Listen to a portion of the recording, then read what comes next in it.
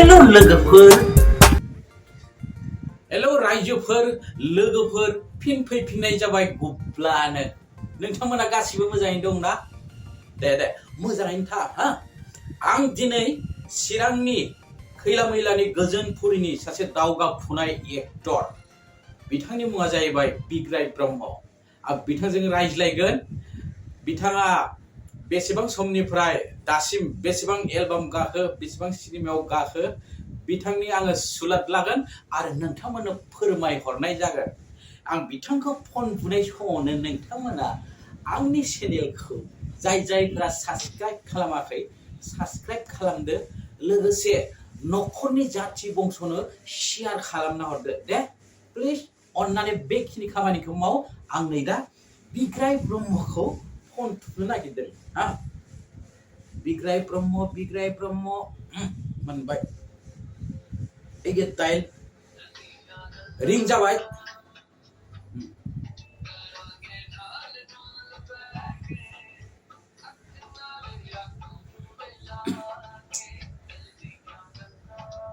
Net दान्दिसे हेल' बिग्राय ब्रह्मनाव नांहैबायना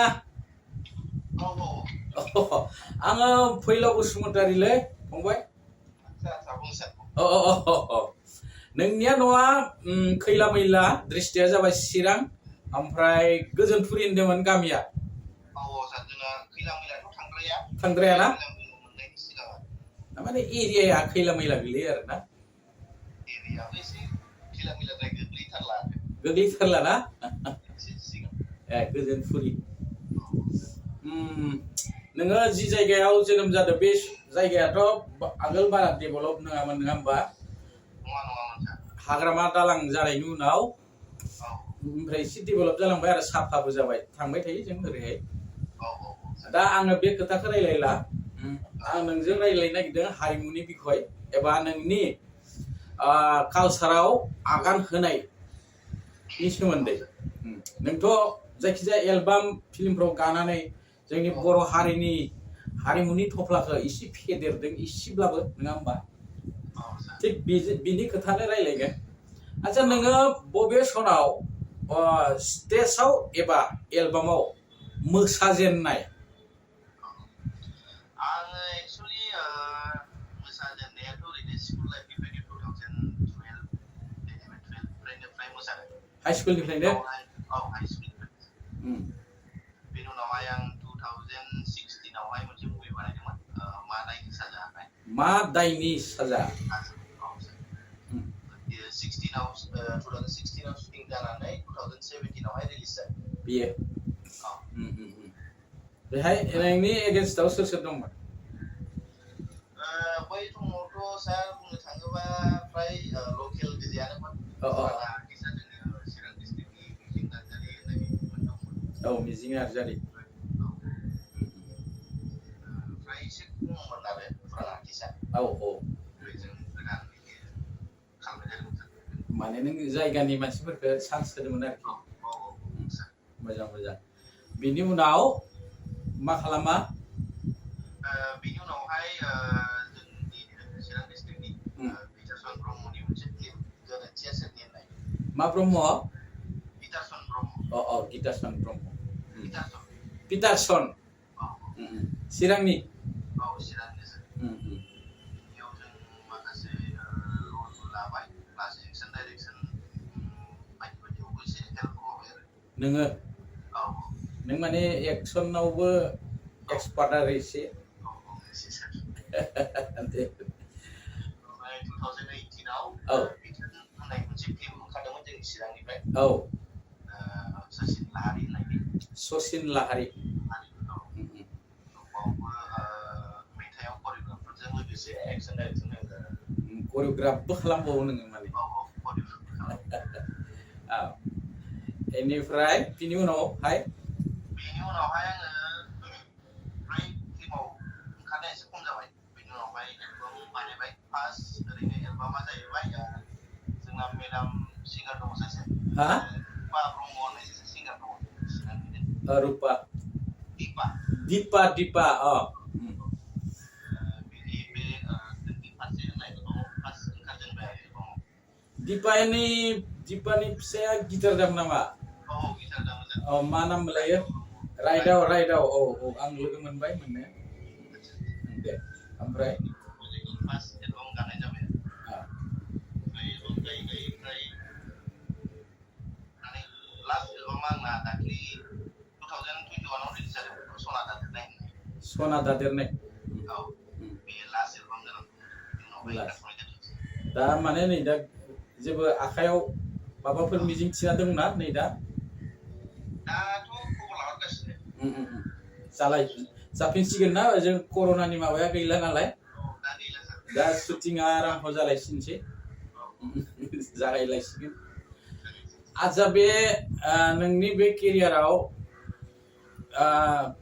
नोङो गभर्नमेन्टनिफ्राय बिटिसि एबा बिटिआर गभर्नमेन्टनिफ्राय नों इसेबां माबायाव आगान होबाय जेनेबा बर' हारिनि हारिमुआव माबाफोर अनसुंथाइ मोनदों नामा नोङो? जेबो गैथ'आनो बुंजायो सार। मोनाखै आरो ना? मोनथाराखै? आच्छा नोङो जे एक्टिं खालामबाय बेफोरो एक्ट्रेसफोरथ' लोगो मोनबाय मेरला। सोर एक्ट्रेसजों नोङो एक्टिं खालामना साबसिन मोनखो? पारफेक्ट। बे बाक्सानि ना उदालगुरिनि बे करिश्मा टाइटेला मामोनथाय? करिश्मा बे बाक्सानि माबानि बागानपारानि। औ जानो हागौ सार। बेजों आं साबसिन मोनदों आरो। बे बाक्सानि मोनसे प्रजेक्ट दंमोन सिरि सिरि बोहैलांनाय होननाय। औ मैया साखि खादों होननाय। औ बाव मोजां मोनदों आरो बेजों एक्टिं खालामफानानै। बाखिथ' ओरैनो लोगो मोनलायनाय जायो माखासे। ओमफ्राय नोङो बर' फिल्मनि गेजेराव मेरला डाइरेक्टर दङ।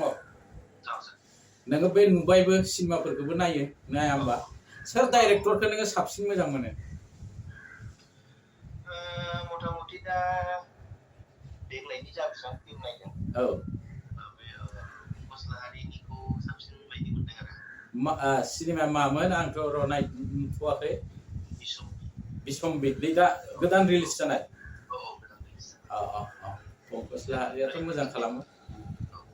अख्रांनि हाथरखि होननाय मोनसे मुभिखौ नायदों। बे मोननैखौ नायदों सार।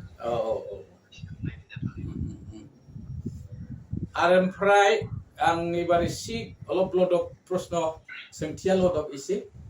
दा जोंनि आर्टिस्टफोरा एक्टिं खालामनानै जानो हानाय जायाखै, थांना थानो हानाय जायाखै। बिनि थाखाय मा राहा लाब्ला मोजां नुहुरो नोङो? दा बेखिनिखौथ' आरो मा बुंबावनो सार। थारमाने जों लुबैयो जाहाथे सरकारा जुदि हेल्प होयोबा माबा मोनसे जागोनखौ नुहुरो आरो सार। दा जोंनि जा बेसेबां दङ गासिखौथ' निजा खस्थ' खालामनानैसो निजा पकेटनिफ्राय बांसिन प्रडिउसारफ्रानो गारनांगौ जायो। फ्राय जोंनि बर' माबायाव फिल्मानो बुं बा एलबामावनो बुं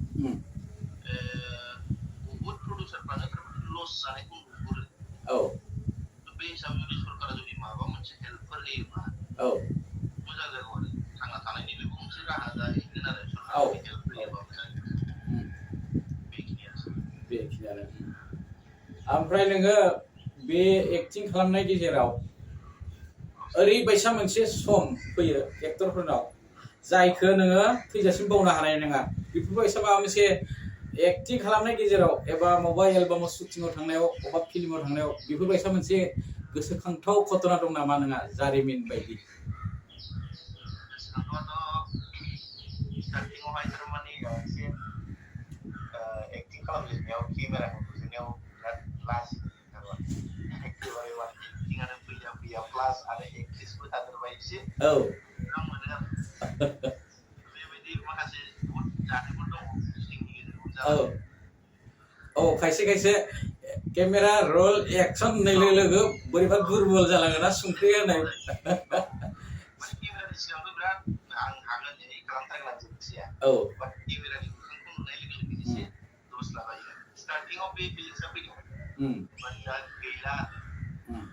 जोंनाथ' बहुत एरियायाव जोंना पाब्लिकफ्रा बहुत नायो। बे पाब्लिकनि गेजेराव एक्टिं खालामनांगौ माबायदि नोंथां? पाब्लिकफोरा बे एकदम गिदिं खनलायोना नायनाया।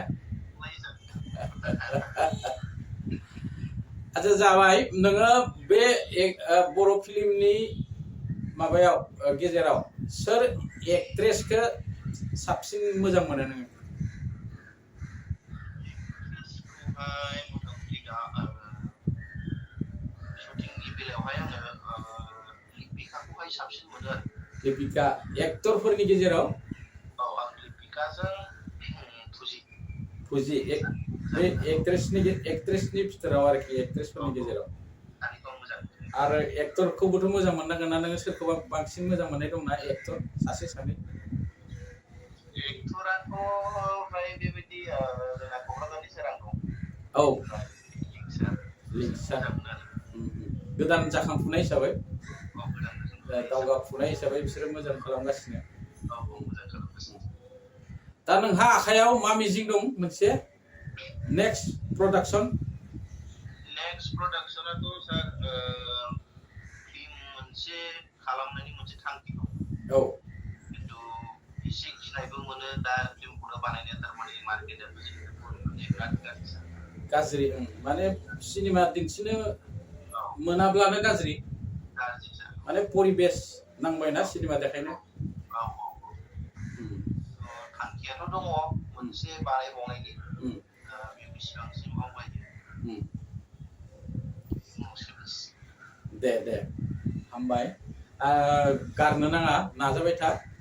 गारनायथ' गारनाय नङा सार कालसाराव हाबबाय जेब्ला बेनो थालांबाय थासिगोन खामानिफोर मावबाय थालांगासिनो। नोंना दा फरायनाया जोब्बाय नामा? जोबनाय माने बिकमखौ खालामनानै बर्थमान ओरैनो दंथ'यो सार। साख्रि बाख्रि लाथ'वाखै? साख्रि बाख्रि लाथ'वाखै मथा-मथि। न'खरबोथ' बानायथ'वाखै नोङो? न'खरबो बानायथ'वाखै सार। न'खर बानायनोथ' हा दखरसे नांगौ बिदि हा नायखाना दोनबाय नामा नोङो? बेबायदिथ' खुनु माबा गैथ'आ सार दा। खुनु सिनाखि रावनोबो गोलैफेराखै बे हाखर फिसायाव? गैथ'आ सार। सोरबा गाब्र'नानै थाब सिखारबोनो हायाना बे हाखराव गोलैबाथाय। दे थेंक इउ आरो दावगालांबाव दासो जाफुहांनाय बैसो नङा होमबा? मेरला गोहो दंबावो आखायाव दा बे खामानिफोर मावनो हानायनि थाखाय अबं गसाइनाव एसे गोहो बिदेरनानै हरनाय जाबाय आं नोंनो दै।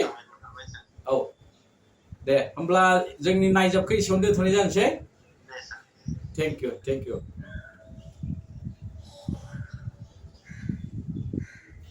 बिग्राय ब्रह्म बिथाङा चिरांनि खैला मैला मोनहैथारा गोजोनपुरि बुङो।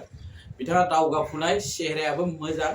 नोंथांमोना नांगौबा बिथांखौ लानो हायो दाना मोजां एक्टिं खालामनो हानाय जाबाय आरोखि मोसानायावबो मोजां आरो एक्सनफ्रावबो मोजां। दा जायखिजाया जोङो दिनै जोंनि बे महरगिरि सिनायथि आफादखौ दोनथ'नाय जानोसै। नाथाय बे मोनसेखौ दाबावनो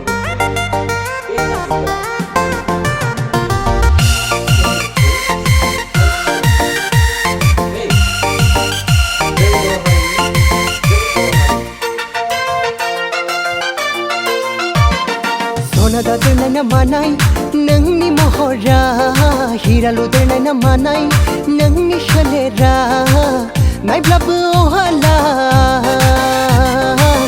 नुवाब्लानो थानो हाला नोंनि बे गुफुर गावदां बिखा फान्दां बिउटिफुल महरा बिउटिफुल महरा सना दादेरनाय ना मानाय नोंनि महरा हिरा लुदेरनाय ना मानाय नोंनि सोलेरा